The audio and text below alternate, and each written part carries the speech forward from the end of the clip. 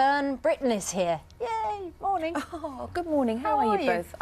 You've got sore knees. I've got a very sore knee. I fell over yesterday because I've got something called labyrinthitis, which means that, you know, if you stand on, you know, when you're little and you go round and round and round on the grass, and then when you try and stand up, you can't. Yes. It's that. And also I get into bed and then I feel as if I've had a drink and I haven't had a drink. And yesterday I thought I'd still saw the curb and it moved and I fell over. Is it going to make the interview slightly tricky? I'm fine if I sit still. Okay. Because that's not why you come in to speak to us, of course. No, it's not a medical item. Well, it is so far. Sorry about that. Nobody knows the pain I have. After 30 years in television, which I find very hard to believe, and Yeah, appearing 33. in front of millions, of course, on Strictly, and interviewing former Prime Minister Tony Blair, among others, and having twins, and cycling along the Nile. You've also written 3 novels, and you said the most recent one was the most terrifying experience of all. Oh, it is, The Holiday Home. Yes, it is. I don't know what happened. I think the first 2, I was sort of in shock. Somebody says, would you write a novel? And you think, oh, I don't know. I can write a script, and you know, but 100,000 words is quite different.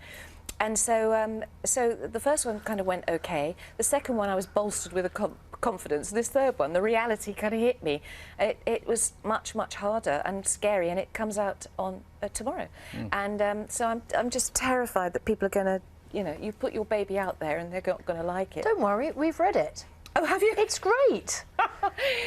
It's called The Holiday Home. It is great, but it's sad. It's got some sadness in it. It's not. Sad. I expected it to be a chocolate box novel, lovely kind of sit down, really enjoy it. Oh. It all be sort of a lovely holiday tale, but there's some sadness in there. Because it's about a family, basically, and I think the only thing that we all share is the whole family dynamic, and you can look at other people's families and think, we're quite normal in comparison, and then other people's families you think, we must be nutty. So, you know, we're all bonkers, and all those family dynamics are really interesting, aren't they? Well, it's particularly about sort of rivalry in many parts between two sisters in a holiday happens home to in be, Cornwall. yeah. Do you have a holiday home in Cornwall? I do. Okay, I know you have a sister. I do have a lovely sister. Well, how much of how many family truths are there in this story? I know. I'm so sorry about that. If my sister's watching, Cherry, it's not us. Yes. No, because she's far. I know she's far Cherry too nice. very well. Yes, she is. And Brian. And so it's just the whole dynamic of families having a bit of a turn about a house, possessiveness, who loves me, do your parents love you, do they prefer one over another, if parents have secrets and lies and nobody tells you the truth, and then because things start to come out, it's that. We've been talking about holidays this morning. Yes. Because things costing ridiculous amounts on holiday. Yeah. Do you find when you go to your holiday home that you've sussed out all the places where it's reasonably priced and avoid the kind of tourist traps? I think the thing about being ripped off is that some places it is a pleasure to be ripped off. And you know you're going to go in there and you're going to have some kind of fantastic service, but you're going to pay through the nose for it. So you think it's your choice. So perhaps paying a lot for an ice cream at the Spanish Steps in Rome, the proprietor might be entitled to... Well, not entitled, but I think somehow you should know that if you are in that particular place at that particular time, it's very probable the prices are going to be huge. And then it's your choice. It's your choice. I mean, the best things about Cornwall are travelling on the little boat that goes between East Loo and West Loo, the little ferry, and it's something like 30p. That is a treat. Or you can go and eat yourself stupid at a 3-star restaurant, which is not my kind of thing, or drink a bottle of champagne that's going to cost you £100. That's not my thing. But if it is your thing, you want to treat yourself. Do you know, it's a good thing you didn't have labyrinthitis when you're on Strictly.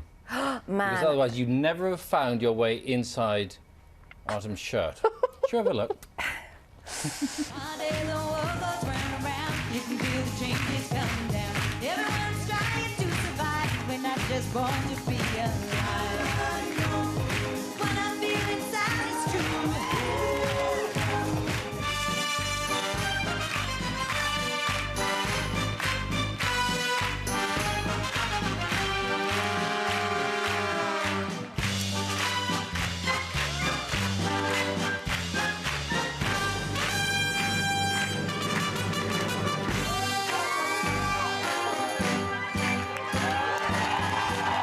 Well, no wonder you'd be dizzy after that, but Yeah. but also, you know, no wonder you.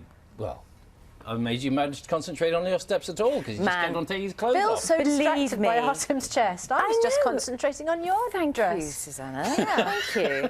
Thank you. No, the thing about Artem is obviously he's a fantastic physical specimen, but when you're dancing with someone, I promise you, that is not what you're concentrating on. No, of course not. And he's a hard taskmaster. And looking back, I must have been a dreadful student for him. And You were a fabulous dancer, He was Fern. scary and I was scary, and I wouldn't have missed it for the world, and I wouldn't have changed partners for the world. We had an extraordinary relationship, enjoyed it thoroughly. Sometimes we didn't speak, sometimes we did. No, but we did laugh. How It's long hard to did you... dance together if you're not talking. No, only occasionally when I was wrong and he was right and I